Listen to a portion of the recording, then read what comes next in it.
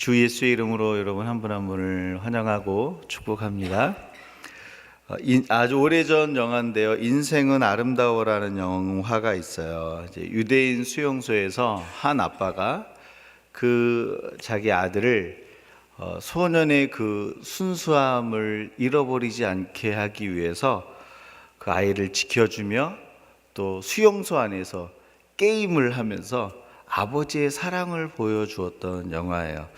특별히 어린 소년은 아버지가 독일 군인한테 총살당하러 가는 그 장면에서도 아버지가 웃으면서 이제 끌려가는 장면을 회고합니다. 독일 군인에게 자기 자신이 들키지 않게 하도록 하기 위해서 총살당하러 끌려가는 장면 가운데에서도 웃고 가는 장면을 영화에서 보여줘요.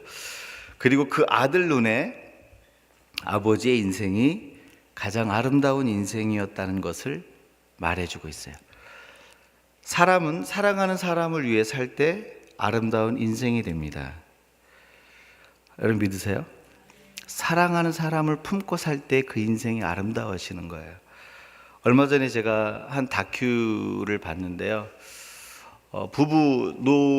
한 할아버지가 자기 아내가 병이 들었는데 그 병든 아내가 오랫동안 누워 있으니까 그 아내에게 변하는 세상이 어떻게 아름답게 변하고 있는지를 보여주고 싶은 거예요. 그래서 영상으로, 사진으로 해가 뜰 때, 해가 질 때, 꽃이 필 때, 꽃이 질 때, 이런 세상의 변화와 아름다움을 그 아내에게, 누워있는 아내에게 다 보여주는 거예요. 근데 그 아내가 그걸 보면서 기뻐해요. 그리고 숨을 거두는 그때까지 그 아내를 지켜주더라고요. 저 인생이 참 아름답다라는 생각을 했어요. 그 다큐를 보면서 사람은 사랑하는 사람을 가슴에 품을 때 아름다운 인생이 돼요. 사랑하는 사람을 가슴에 품고 산다는 것은 이와 같이 나의 헌신, 눈물, 수고, 정성이 녹아있는 삶을 얘기하는 거예요. 부정직과 불법을 통해서 자식과 배우자를 잘 먹고 잘 살게 만드는 그런 왜곡된 사랑을 말하지 않습니다. 나의 수고와 헌신과 땀과 고뇌와 그런 정성들이 녹아져 있는, 사랑하는 사람을 위해서 녹아져 있는 그 삶을 아름다운 삶이라고 얘기합니다. 근데 한 가지 더 중요한 사실이 있어요. 뭐냐면 그 아름다운 삶을 살면서 사랑과 섬김을 보여주고 그 사랑과 섬김을 받은 그 사람이 아름다운 삶을 살 가능성이 많아요. 그러니까 아름다운 삶을 살면서 사랑을 흘려보내는 그 사람의 사랑을 받은 사람이 아름다운 인생을 살 수 있다는 거죠. 여러분, 우리 예수님은요, 모든 인간을 위해서 가장 아름답고 존귀한 삶을 사셨어요. 믿으세요? 네, 그분이 이 땅에 오셔서 100% 순종의 삶을 사셨어요. 그렇죠? 순종의 삶을 사시고 그 순종의 의를 믿는 자들에게 주셨어요. 그리고 십자가에서 죽으셨어요. 우리 죄를 위해서 죽으시면서 그 죄에 대한 대가 지불을 다 치르시고 우리를 속죄하셨어요. 그리고 부활하시고 생명을 우리 가운데 허락하셨어요. 자신의 삶을 다 준 거죠. 헌신하고 수고하고 십자가 그 사랑으로 우리를 품어주신 거죠. 그 아름다운 삶을 사신 그 예수 그리스도의 사랑에 감격한 사람은요, 아름다운 삶을 살 수 있어요. 여러분 믿으십니까? 가장 완전하고 아름다운 삶을 사신 그 십자가 사랑을 보여주신 예수의 사랑을 경험한 사람은 복된 인생을 살 수 있다는 거죠. 저희 어머니가 한 30세 되셨을 때 일이에요. 제가 한 5살쯤 됐고요. 이제 막내 동생이 이제 막 돌이 됐나? 그때쯤이었어요.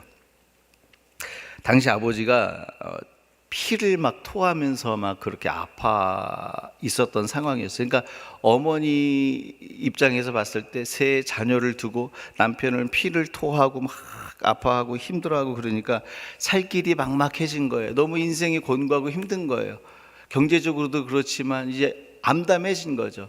그때 자기가 처녀 시절에 만났던 하나님이 기억이 나는 거예요. 내가 예수님을 만났었는데 그 예수님께 가서 기도해야겠다라는 생각을 가지고요, 그 막내 아이를 업고, 그때는 새벽 4시인가에 새벽 예배가 있었었거든요. 그 하나님 앞에로 갑니다. 새벽에 하나님을 이제 부르러 가는 거죠. 그 예수님 앞에 가서 기도하고 하는데요, 하루는 새벽에 그 십자가에서 죽으신 그 예수님, 부활하신 그 예수님이 그 모세박 그 못자국 난 그 손을 가지고 보여주시면서 저희 어머니에게 세마포옷을 싹 입혀주시는 거예요. 환상 가운데. 그러면서 뭐라고 위로하시냐면, 사랑하는 딸아, 내가 너를 사랑하고 축복한다. 그 예수님이 나타난 이후에요, 아버지가 아픈 게 고쳐진 것도 아니고, 뭐 생활이 달라진 것도 아니고, 환경이 달라진 게 아닌데, 그 기쁨이 말할 수 없는, 그 상황을 이길 수 있는 기쁨이 막 위로부터 몰려오는데, 그 시간을 이기게 만들더라는 거예요. 그 이후에 고난과 환란이 왔을 때요, 여전히 삼남매를 키우는데 사랑으로, 믿음으로, 누구보다도 힘든 상황 가운데서 정직하게 사셨던 것을 제가 눈으로 봤어요. 제 아들 눈에 세상 가운데 저희 어머니의 삶을 자랑할 것이 없지만 한 가지 고백할 수 있는 게 뭐냐면, 참 아름다운 삶을 사셨다, 참 아름다운 인생을 사셨다라는 생각이 들어요. 아름다운 인생을 사신 예수 그리스도의 그 사랑을 경험한 사람은요, 아름다운 삶을 살 수 있습니다. 사랑하는 여러분, 저와 여러분 아름다운 삶을 살고 있습니까? 우리를 위해서 완전한 사랑을 보여주신 그 예수의 사랑을 경험하지 않고는요, 아름다운 삶을 살 수가 없어요. 여러분, 그런 의미에서 우리가 아름다운 삶을 살기 위해서 그 아름다운 삶을 사시면서 그 사랑을 보여주신 예수 그리스도를 우리가 초청해야 될 필요가 있습니다. 영광의 예수를 맞이할 필요가 있어요. 여러분, 예수 그리스도를 초청하는 삶을 살기 원하십니까? 이걸 원하셔야 돼요. 왜냐하면 아름다운 삶을 소망하는 자들은 이걸 원하셔야 돼요. 오늘 본문 말씀은 어떻게 영광의 왕을 우리 삶 속에 초청할 수 있는지를 보여주고 있어요. 7절 말씀에 특별히 보면 다윗이 이렇게 선포하고 있습니다. 문들아 머리를 들어라, 영광의 왕이 들어가시리로다. 영광의 왕을 초청하고 있어요. 다윗이 영광의 하나님을 초청하면서 문들아 머리 들어라, 영원한 문들아 들릴지어다. 이거 찬송 기억하세요? 문들아 머리 들어라, 들릴지어다. 영원한 문들아, 영광의 왕 들어가시도록. 영광의 왕 들어가신다. 영광의 왕이시뇨, 강하고 능하신 주로다. 전쟁에 능하신 주시라. 강한 양 위대하신 왕. 지금 다윗이 무슨 노래를 하고 있냐면, 영광의 왕을 맞아들이자라고 노래하고 있어요. 근데 영광의 왕을 초청하고 맞아들일 때 영광의 왕을 초청하는 사람들이 가지고 있는 믿음에 대해서 먼저 주목할 필요가 있어요. 어떤 믿음을 가진 사람이 그 영광의 왕을 갈망하며 그 영광의 왕을 초청할까? 1절입니다. 같이 읽습니다. 땅과 거기에 충만한 것과 세계와 그 가운데 사는 자들은 다 여호와의 것이로다. 여러분, 땅에 있는 모든 것들이 다 하나님께 속했대요. 세상의 모든 만물들이 다 하나님께 속했대요. 우리 저와 여러분의 인생과 삶과 미래와 자녀의 미래와 이 땅의 역사, 이 모든 것들이 다 누구께 속해 있대요? 여호와의 것이로다. 주께 속해 있다라는 믿음을 고백하고 있어요. 그러니까 영광의 왕을 초청하는 사람들은 어떤 믿음을 가지고 있냐면, 이 땅의 모든 것이 다 주께 속해 있다라는 거예요. 이 믿음 갖고 계세요? 그럼 제가 이 믿음을 갖고 있는지 안 갖고 있는지를 저희가 이 이야기를 나누면서 확인해 볼 수 있어요. 제가 이런 질문을 해보고 싶습니다. 왜 태양이 동쪽에서 떠서 서쪽으로 지는 줄 아세요? 서쪽에서 뜨나요? 동쪽에서 뜨잖아요. 그렇죠? 왜 태양이 서쪽에서 떠서 동쪽으로 질까요? 너무 어려우세요?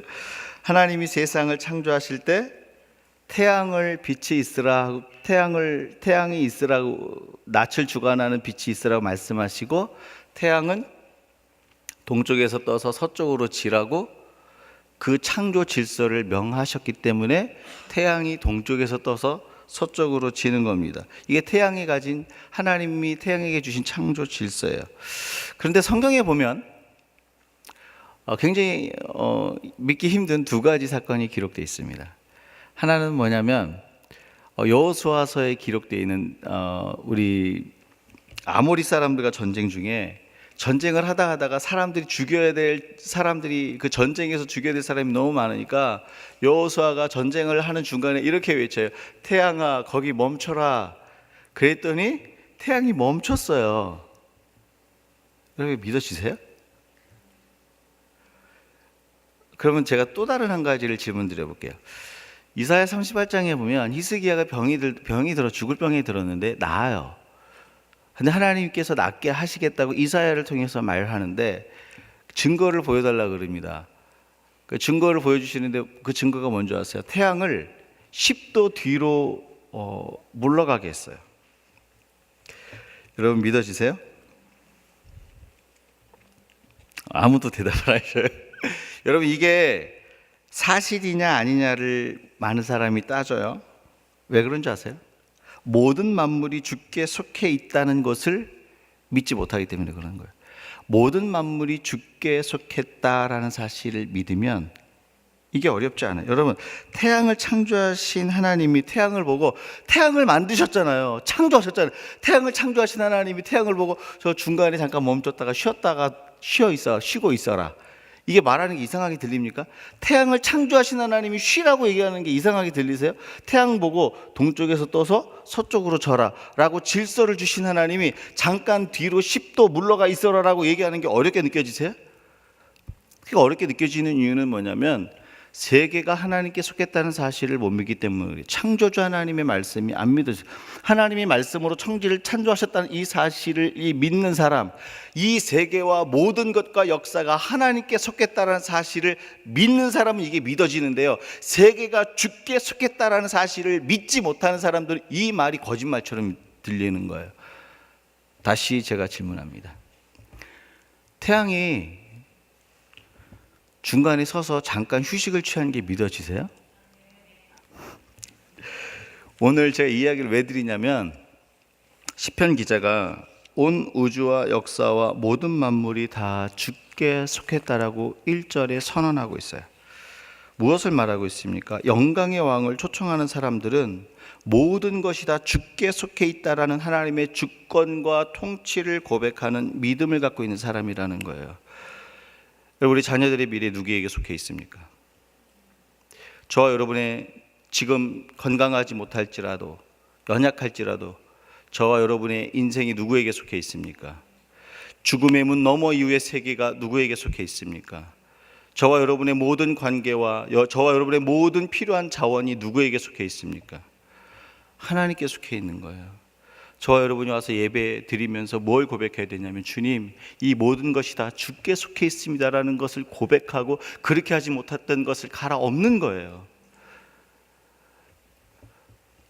저와 여러분의 인생이 누구에게 속해 있습니까?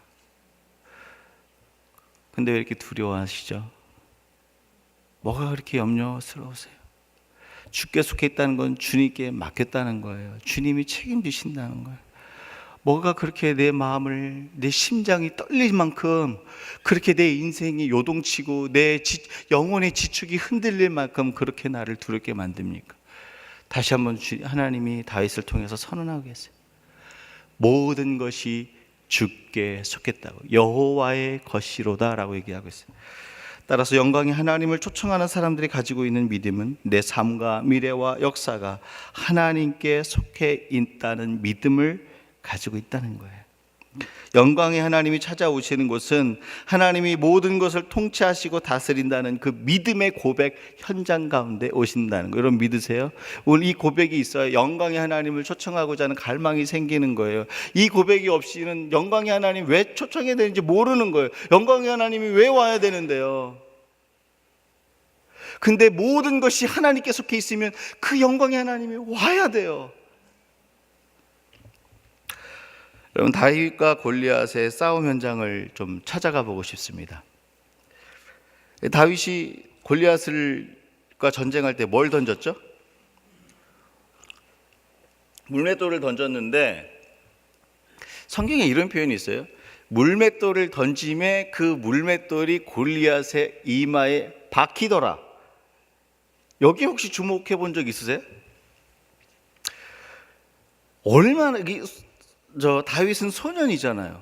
소년이 얼마나 힘이 세면 그 물맷돌이 이마에 박힐까요? 저는 제 이마 뼈가 더 셀 것 같아요. 물맷돌보다. 갑옷도 그 투구도 쓰고 있는데 뭐 이게 여기는 비어 있겠죠. 얼마나 힘이 셌으면 그 이마에 박혔을까요? 여러분, 그 답을요, 사무엘하 22장 35절에 답을 주고 있어요. 이게 빨리 올려주셨네. 감사합니다. 같이 한번 읽어볼까요? 내 손을 가리켜 싸워서 이기게 하시니. 지금 하나님께서 내 손을 가리켜 싸워서 이기게 하셨대요.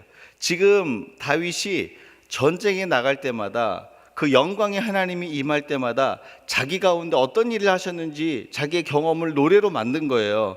내 손을 가르쳐 싸워서 이기게 하는데 어떻게 이기게 하시냐면 내 팔이 놋활을 당긴대. 이 놋활은 아무나 당길 수 있는 활이 아니에요. 용사 중에 용사, 정말 전쟁에 능하며 완전히 힘이 정말 장수 중에 장수가 당길 수 있는 게 놋활이에요. 근데 오늘 뭐라고 얘기하고 있냐면 하나님께서 내 팔이 놋활을 당길 수 있도록 하나님이 능력과 힘을 주셨다는 거예요. 하나님의 영광이 다윗의 팔 위에 임했다는 거예요. 여러분, 여기서 퀘스천을 가져야 돼요. 하나님은 왜 다윗의 팔이 놋활을 당길 수 있도록 그 영광으로 다윗에게 임재하셨을까? 이 질문을 던져야 돼요. 왜 그랬을까요? 다윗이 골리앗에게 나갈 때 했던 고백에서 그 답을 찾을 수 있어요. 뭐라 그랬냐면 이렇게 얘기해요.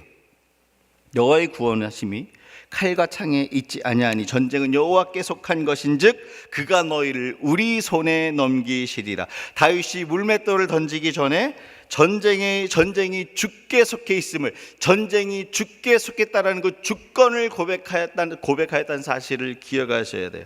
무엇입니까? 이 전쟁이 주님께 속했습니다라는 믿음의 고백을 가진 다윗에게 노팔을 당길 수 있는 영광이 임했다는 거예요. 여러분, 주께 속했습니다라는 이 주권을 고백하는 사람들은 영광을 보는 거예요. 여러분, 모든 것이 주께 속해 있음을 고백하는 사람에게 주시는 무기가 뭔지 아세요? 하나님의 영광이에요. 영광. 근데 여러분, 이걸 기억하셔야 돼요. 세상에 많은 사람들, 교회 안에 있어도 믿음이 없는 사람들은 뭘 보는 줄 아세요? 내 손에 무엇을 가지고 있는지를 봐요. 내 성공이 얼마만큼인지를 봐요. 내 손에 갖고 있는 것이 무엇인지를 본단 말이에요. 만일 다윗이 자신의 손에 있는 물맷돌을 보는 사람이었다면 골리앗하고 싸우러 갈 수가 없어요.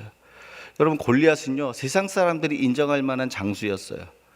그리고 무기와 재능과 지식과 세상 사람들이 인정할 만한 것으로 무장되어 있는 장수였어요.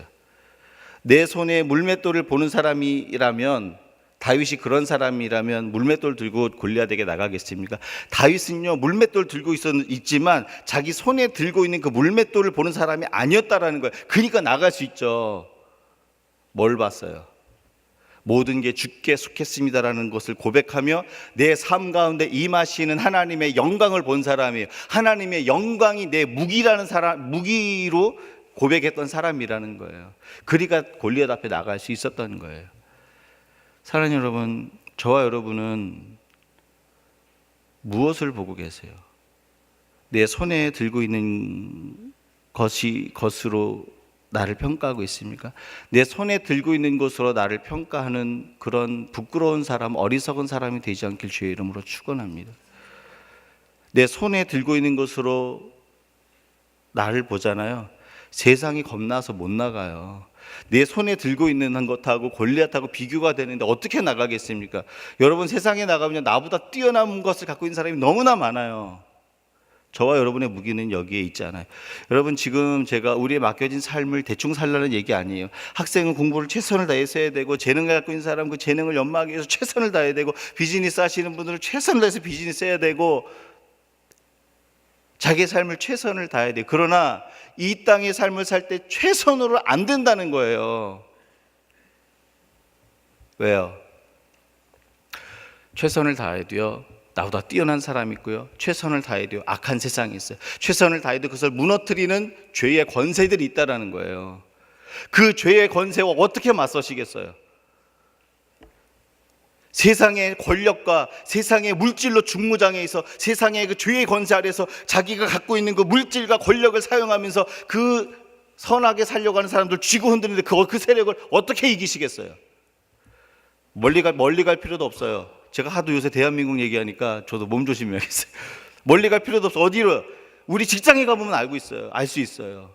직장에만 가봐도 그 갖고 있는 조그만 권력 갖고서 죄의 권세가 결탁돼 가지고 일하는 거, 그거 어떻게 이기시겠어요? 내 손에 들고 있는 거 그거 보이는 사람은요, 이 세상과 못 싸워요. 그런데 하나님의 영광이 내 무기인 사람은 싸울 수 있어요. 진짜 싸우라는 게 아니라 영적 전쟁을 할 수 있어요. 그 하나님의 영광이 놋화를 당길 수 있도록 만드셔서 세상과 능히 싸워서 이기게끔 하시겠다는 거예요. 사랑하는 여러분, 그래서 이게 중요한 거예요. 저와 여러분의 인생이 누구에게 속해 있습니까? 저와 여러분의 인생인 길이 누구에게 속해 있습니까?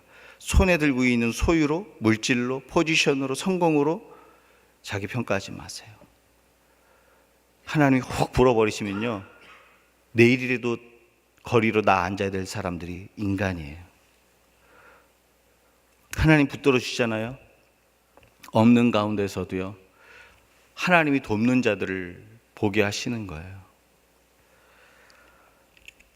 사랑하는 여러분, 오늘 하나님께서 무엇을 얘기하시냐면 모든 것이 주께 속해 있음을 고백하라는 거예요. 그 사람이 영광의 하나님을 초청할 수 있다. 영광의 왕이시뇨 강하고 능하신 주로다. 강하고 능하신 주가 누구에게 보입니까? 모든 것이 주께 속해 있다는 것을 깨닫는 사람이에요. 이 은혜를 누리시길 주의 이름으로 축원합니다. 두 번째로, 영광의 하나님을 초청하는 사람들이 가지고 있는 믿음은 뭘까요? 영광의 하나님을 초청하는 사람들이 가지고 있는 믿음, 3절 4절입니다. 같이 읽습니다. 여호와의 산에 오를 자가 누구며 그의 거룩한 곳에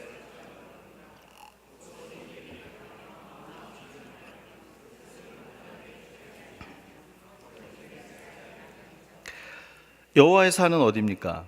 여호와의 산은 모세가 율법을 받은 하나님의 영광이 나타난 신의 산을 얘기하는 거예요.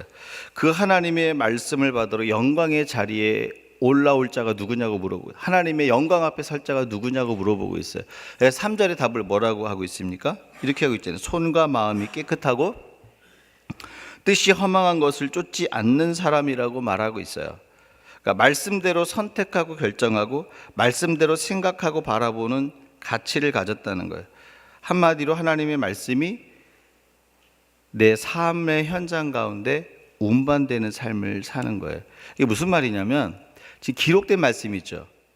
여기 성경에 기록된 말씀을 내 삶의 현장의 선택과 결정을 통해서 내 삶의 현장 가운데 기록된 말씀이 눈에 보이는 말씀으로 나타나도록 하라는 거. 이게 한 단어로 뭘 얘기하냐면 운반이에요. 하나님의 기록된 말씀을 삶의 현장에 눈에 보이도록 나타나는 삶, 그게 말씀을 운반하는 건데, 그 운반의 과정은 내 선택과 결정을 통해서 나타나는 거예요. 하나님의 말씀을 운반하는 사람이 하나님의 영광의 산에 오를 수 있다라는 거예요. 근데 한 가지 기억할 게 있어요. 하나님의 말씀을 운반하는 것은 쉽지 않아요. 하나님의 말씀을 운반하는 것은 고통이 있고 번민이 있고 힘들어요. 왜냐하면 말씀을 지키다 보면 내가 이거 이러다가 뒤처지는 거 아니야? 손해보는 거 아니야? 라는 생각과 번민과 갈등이 많아요. 왜냐하면 말씀대로 지키다 보면 꼭 내가 바보 되는 것 같아. 세상 사람들이 다 무시할 것 같아. 아유, 저 바보같이 살아. 이런 소리 들을 것 같아. 말씀을 운반하는 사람들은요, 다 이런 갈등과 번민을 경험할 수밖에 없어요. 그런데 그런 것을 경험할지라도 힘들어도 어려워도 그 말씀을 운반하는 그 사람들이 영광의 산에 오를 수 있다는 거예요. 따라서 하나님의 말씀을 삶의 현장으로 운반하는 믿음을 가진 사람에게 하나님의 영광이 나타나는 거예요. 고민과 번민이 있어도 힘듦이 있어도 말씀을 운반할 때 영광은 나타나는 거예요. 사랑하는 여러분, 저와 여러분이 삶의 현장 가운데 말씀을 운반하는 그 모습이 있습니까? 기록된 말씀이 눈에 보이도록 그 말씀을 운반하고 있냐라는 거예요. 힘들어도 손해볼 것 같아도 그 말씀을 운반하는 현장이 있으면요, 하나님의 영광은 반드시 나타납니다. 사무엘하 6장에 보면 다윗이 이제 통일 왕국을 이루어서 하나님의 법궤를 다윗성에 올리는 장면이 나와요. 근데 그 다윗성을 올릴 때에 그 법궤를 올리는 그 모든 일의 총 그 책임자가 누구였냐면 우사였어요. 우사가 하나님의 법궤를 옮길 때에 어떻게 옮기냐면 소에다가 새로 만든 그 수레 있잖아요. 한국말로 얘기하면 리어카잖아요. 그거를 딱 달아가지고 거기다가 법궤를 올린 거예요. 그리고 끌고 가게 하는 거예요. 여러분, 이거 유진 피터슨 목사님이 자신의 책에서 뭐라고 했냐면, 인간의 관점에서 봤을 때 이것만큼 혁신적이고 이것만큼 편리하고 이것만큼 획기적인 방법이 없다라는 거야. 얼마나 편리해요. 얼마나 획기적이. 하나님의 법궤가 무거운데 그거를 딱 수레, 정말 삐까, 이런 생각을 왜 이스라엘 백성들은 못했을까? 이렇게 생각할 정도로 혁신적인 거예요. 한 가지 이런 생각을 할 필요가 있어요. 이 우사는 어디서 이 혁신적인 방법을 배웠을까? 어디서 이런 편리한 방법을 알게 됐을까? 성경이 답을 주는데요. 이 사건이 있기 전 50년 전, 약 50년 전에 무슨 일이 벌어지냐면 이스라엘하고 블레셋하고 전쟁이 벌어져요. 근데 그 전쟁에서 이스라엘이 져요. 이스라엘이 질 때 블레셋 사람들이 하나님의 법궤를 뺏어갑니다. 근데 그 법궤가 블레셋 사람들의 진영에 있을 때에 하나님이 그 블레셋 사람들에게 재앙을 주세요. 그러니까 이 재앙 때문에 블레셋 사람들이 두려워서 다시 이 법궤를 이스라엘 백성들 가운데로 돌려보내는 사건이 있는데, 그때 돌려보낼 때 어떻게 하냐면 이제 막 새끼를 낳은 암소를 저기다 두고 수레를 매달아서 거기다 법궤를 올린단 말이에요. 정말 이게 하나님으로부터 이 재앙이 시작돼서 올라가는지 보자 그랬더니 정말 하나님도 시작된 게 맞아요. 그리고 올라가요. 약 50여 년 전에 있었던 이 세상 사람들의 삶의 선택과 가치를 우사가 그대로 기억하고 있는 거예요. 그러니까 세상에서 갖고 있는 그 편리한 방법, 세상에서 얘기하는 그 혁신적인 방법을 우사가 딱 붙드는 거예요. 여러분, 오늘날 크리스찬의 모습을 우사가 보여주고 있어요. 말씀을 운반하는데 하나도 힘들지 않는 거예요. 갈등도, 말씀 옆에 있는데 갈등이 없어요. 왜? 안 힘드니까. 수레에 말씀을 올려놨는데 힘든 일이 있겠습니까? 예수는 이렇게 믿는 거야. 야야, 뭐 이렇게 예수를 힘들게 믿어. 그냥 편하게 믿어. 예수는 이렇게 믿는 거야 라고 보여주는 오늘날 크리스찬의 모습을 보여준 게 누군지 아세요? 우사예요. 야, 뭐 힘들게 그렇게 말씀대로 살아. 그냥 말씀 옆에 그냥 있어. 옆에 있다가 그냥 편하게 그냥 소가 끌고 가는, 그냥 올려놓고 그냥 가는 거야. 여러분, 말씀 옆에 있는 신용만 하는 사람들은요, 말씀을 지키기 위한 헌신과 수고가 없어요. 되게 편하게 믿는 것 같아요. 근데 기억하실 게 있어요. 말씀을 운반하는 신용만 하는 곳에 어떤 일이 벌어진 줄 아세요? 곧바로 소가 뛰기 시작합니다. 소가 뛰니까 어떻게 해요? 그 뒤에 수레가 뒤로 넘어진단 말이에요. 그러니까 그 안에 실려있는 법궤가 떨어져서 깨질 것 같으니까 웃사가 그것을 붙들다가 그 자리에서 즉사해요. 왜요? 하나님의 법궤는 손을 대면 죽어요. 죄인들이 만지면 그냥 그 자리에 죽는 거예요. 그게 옛날부터 하나님 주신 법이에요. 그 자리에 죽습니다. 그러니까 하나님의 법궤를 다윗성으로 올리려고 했던 다윗이 그걸 보고 마음이 상한 거예요. 마음이 상해서 집으로 돌아왔어요. 예, 유진 피터슨 그 교수님이 쓴 책에 보면 뭐라고 하냐면 다윗이 삐졌대요. 하나님 저 삐졌어요. 그리고 돌아갔다는 거예요. 왜 삐졌을까요? 나는 하나님의 말씀을 운반하면 그곳에 영광이 임할 줄 알았는데 웃사가 죽는 저주가 임했단 말이에요. 왜 말씀을 운반하는데 영광이 임하지 않고 저주가 임했을까? 말씀을 읽기 시작해요. 하나님께 묻기 시작합니다. 봤더니 성경 말씀에 이렇게 기록되어 있는 거예요. 하나님의 법궤는 그렇게 혁신적인 방법인 것 같고 편리한 방법인 것 같고 아주 좋은 방법인 것 같아서 수레 위에 올렸지만 하나님의 말씀은 그렇게 얘기하고 있지 않다라는 거예요. 하나님의 법궤에는 네 고리가 있어요. 그 네 고리에 그 장대 막대를 끼워서 레위 사람들이 어깨에 메고 그것을 갖고 가는 게 하나님이 원하셨던 방법이고 하나님이 명령하셨던 방법이에요. 여러분, 법궤가 가볍지 않습니다. 무겁습니다. 그러니까 어깨에 매니까 어깨가 때로는 다윗성까지 끌고 올라가야 되는데 무거운 거예요. 어깨가 부서질 것 같은 거, 힘든 거예요. 나 이대로 가면 죽을 것 같아요. 하나님, 나 이거 법궤 메고 가다가 나 이제 미칠 것 같아요 라는 생각이 들 정도로 지금 메고 가는 게 뭐냐면 하나님의 법궤인 말씀을 메고 가는 방법이에요. 근데 여러분, 다윗이요 말씀대로 그 법궤에 나무를 끼워서 레위인들에게 메고 힘들고 무거웠지만 어깨가 아팠지만 괴로웠지만 그 말씀을 메고요 다윗성을 향해서 나아갑니다. 그랬더니 어떤 일이 벌어진 줄 아세요? 그 온 백성들 안에 하나님이 기쁨을 주시는 거예요. 그래서 백성들이 다윗과 함께 나와서 춤추고 기뻐하는 거예요. 뛰는 거예요. 기쁨과 즐거움이 그 온 공동체 가운데 충만해진 거예요. 이게 뭐예요? 하나님의 영광이 나타난 거예요. 여러분, 지금 무엇을 얘기하고 있습니까? 말씀을 삶의 현장으로 운반할 때 손해볼 것 같고 실패할 것 같은 번민과 고민이 있지만 말씀이 운반되는 곳에는 하나님의 영광이 같이 임한다는 거예요. 말씀은 이렇게 운반되어져야 되는 거예요. 야, 예수 믿는데 왜 그렇게 힘들게 믿어? 아니요, 그건 웃사의 믿음이에요. 야, 나도 말씀 읽어, 예배 드려, 나도 하나님 섬겨. 근데 웃사의 방법은요 헌신이 없었어요. 수고가 없었어요. 여러분, 말씀을 맨다는 건 어깨가 아픈 거예요. 때로는 내려놓고 싶은 갈등이 있는 거예요. 이게 없으면요 지금 수레 위에 올려놓은 건지도 몰라요. 제가 질문을 드립니다. 하나님의 기록된 말씀을 내 삶에 운반할 때 갈등이 있습니까? 힘듦이 있습니까? 갈등과 힘듦이 있는 게 정상이에요.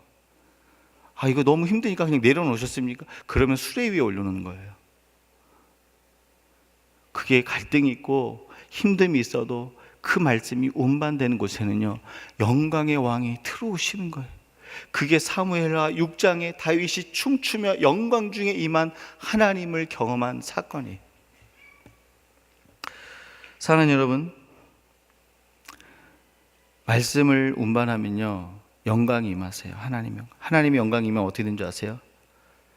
다윗과 같이 춤을 추는 거예요. 나의 왕 앞에서 노래하며 춤을 춰. 이 찬양 아세요? 나는야 다윗처럼 춤을 출 거야. 그 다음에 막 소리를 지르면 나는야. 그 기쁨이 있다는 거예요.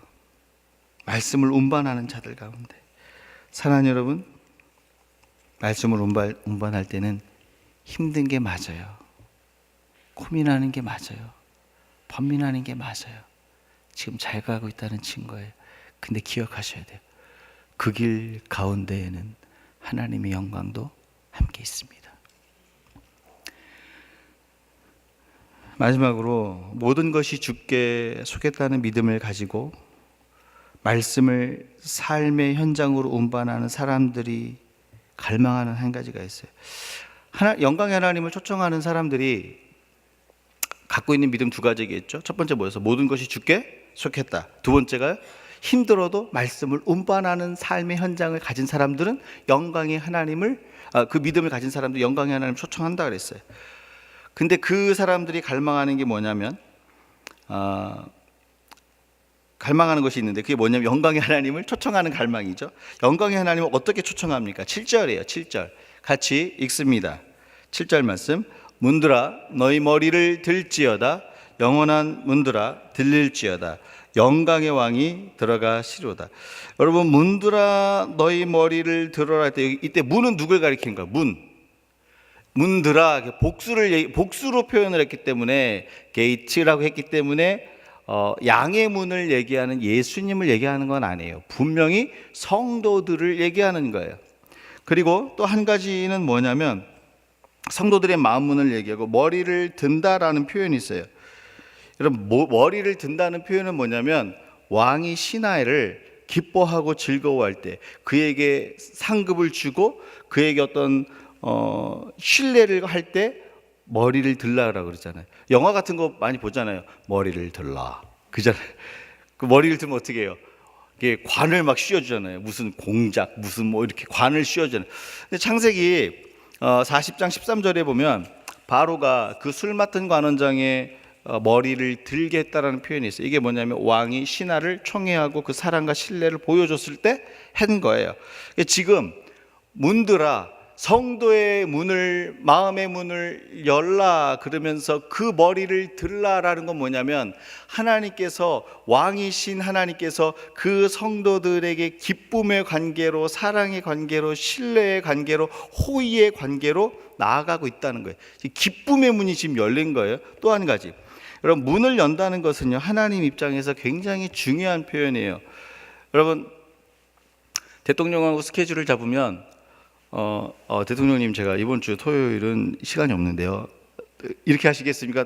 내가 토요일밖에 시간이 없다 그러면 제가 그럼 그때 마치겠습니다 이렇게 하시겠어요?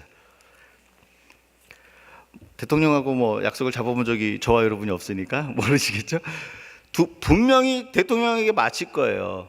그러니까 무슨 얘기냐면 대통령이 오면요 야 이거 좀 이렇게 해라 보통 이렇게 간단 말이에요. 영광의 왕이 이렇게 할 수 있잖아요. 우리가 마음문을 안 열면 야 나 누군지 알아? 나 하나님이야. 영광의 왕이야. 마음문 안 열면 그 마음문을 딱 깨부시고도 들어갈 수 있잖아요. 하나님 그런 능력이 있잖아요. 그렇죠? 근데 오늘 표현을 보면 하나님이 그렇게 안 하세요. 문을 깨부시지도 않고요 너크를 하고 있어요. 영광의 왕이 들어가시도록 문 좀 열어달라고. 이게 뭘 얘기하죠? 굉장히 인격적인 표현과 인격적인 관계와 인격적인 교제의 즐거움이 오고 가고 있는 거예요. 그렇죠? 그래서 여러분, 인격적인 교제와 즐거움이 하나님하고 나 사이에 오고 가는 사람이 소망하고 갈망하는 게 뭐냐? 영광의 왕을 갈망하고 초청하는 거예요. 따라서 하나님과 인격적인 교제와 기쁨을 누리고 있는 성도들이 영광의 왕이 들어오시기를 갈망한다는 거예요. 여러분, 그 인격적인 교제와 기쁨을 누리는 사람이 누군지 아세요? 바로 아까 얘기했던 두 가지 믿음을 가졌던 사람들. 모든 것이 주께 속했다라는 고백, 힘들지만 말씀을 삶의 현장으로 운반하는 사람들이 그 하나님과 인격적인 교제를 누리는 거예요. 여러분, 이런 질문을 해보세요. 배우자나 친구들과 주변 사람들이 나를 인격적으로 대우해주고 나를 아주 존귀하게 대해주면 기분이 좋습니까? 불쾌해집니까? 불쾌해진 사람은 없겠죠. 좋단 말이에요. 왜냐하면 사람이지만 사람이 나를 존귀히 여겨줘도요 내가 행복해지는 거예요. 근데 영광의 하나님이 들어오셔서 하시는 게 뭐냐면 나를 존귀하게 대해주는, 그 기쁨을 누리는 사람은요 세상에서 세상에 어떤 것을 소유해도 경험할 수 없는 그 기쁨을 누리는. 여러분, 세상에 좋은 거 소유하면 좋죠? 기쁘죠? 좋잖아요. 전 좋던데 여러분 안 그러세요? 그런데요 하나님, 영광의 하나님이 오시면요 세상에 어떤 것을 소유해도 비교할 수 없는 그 기쁨이 있는 거예요. 나를 존중히 여기시. 제가 제 아내 얘기를 해서 좀 죄송한데, 제 아내가 예전에 음식을 좀 한 가지 맛있게 갖고 왔어요. 그래서 제가 이거 정말 맛있다 칭찬을 막 해줬어요. 내리 세 끼를 해주더라고요. 똑같은 반찬. 세 번째 먹을 때는요, 좀 물리더라고요. 근데 왜 그렇게 했을까요? 왜 내리 세 끼를 줬을까요? 좋은 거예요. 그러니까 존귀 여김 받고 귀하다고 얘기하니까 좋은 거예요. 여러분, 사람이요 존귀 여김 받으면 행복해지는 거예요. 근데 영광의 왕이 들어와서 오셔서 하시는 게 뭐냐면 저와 여러분을 존귀 여기시는 거예요. 여러분, 세상의 소유와 물질로 존귀 여김 받는 거는요 잠깐 있다 없어지고요 눈앞에서만 아웅하는 거예요. 여러분, 이거 믿으셔야 돼요. 뭐라 그러는지 아세요? 돈 있는 사람 앞에서, 포지션이 높은 사람 앞에서, 나에게 월급 주는 사람 앞에서 이게 존귀 여기는 것 같죠? 근데 뒤로 돌아서 뭔지 아세요? 자식이 나보다 어려가지고 돈이 더 앞에서만 그러는 거예요. 여러분, 속지 마세요. 존귀함이 돈 때문에 오는 줄 아세요? 천만의 말씀이요. 존귀함이 내 포지션 때문에 오는 줄 아세요? 한국 사회 보시면 아니라는 거 이미 알잖아요. 아니라니까요. 존귀함은요 하나님이 주신 축복이에요. 잠언 3장 3절과 4절에 이런 말씀이 있어요. 내 말씀을, 인자와 사랑을, 진리를 내 마음판에 새기라. 그리하면 하나님과 사람 앞에 존중이 여김을 받으리니. 하나님이 주시는 존귀함이 있다라는 거예요. 여러분, 이거는요 저와 여러분이 손에 무엇을 갖고 있는지에 관계없는 거예요. 손에 무엇을 갖고 있는지에 관계없이 하나님과 사람 앞에 존중이 여김을 받는 삶을 살아요. 또 한 가지, 하나님이 영광의 왕이 임재하시면요 우리를 존귀 여기시고 영화롭게 하셔야 될 이유가 있어요. 여러분, 왕이 오거나 그러면 그곳을 청소합니까 안 합니까? 제가 군대에 있을 때요 사단장이 오는데 투스타가 온대요. 투스타가 온다는데 일주일 전부터 막 청소하고 막 온 부대를 다 뒤집는 거예요. 그 한 사람 때문에 400명 500명이 막 다 난리가 난 거예요. 투스타 한 사람 오는데도 그렇게 하는데, 사람은 밑에 사람이 하잖아요. 근데 하나님은 달라요. 영광의 왕이신 하나님이 오시면요 우리가 하는 게 아니라 하나님이 먼저 정리를 하세요. 하나님이 정리를 해서요 그곳을 존귀하게 만드세요.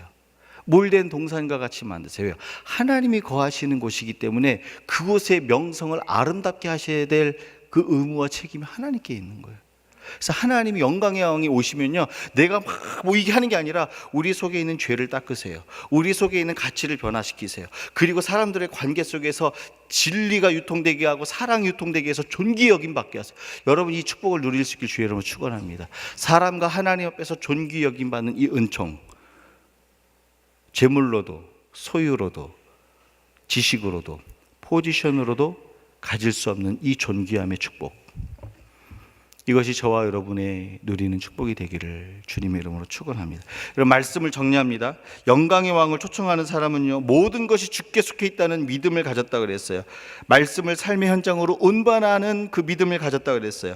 이 믿음을 가진 자들이 하나님과 인격적인 교제와 기쁨을 나누며 영광의 왕을 초청할 수 있다라고 하나님이 오늘 선언하셨습니다.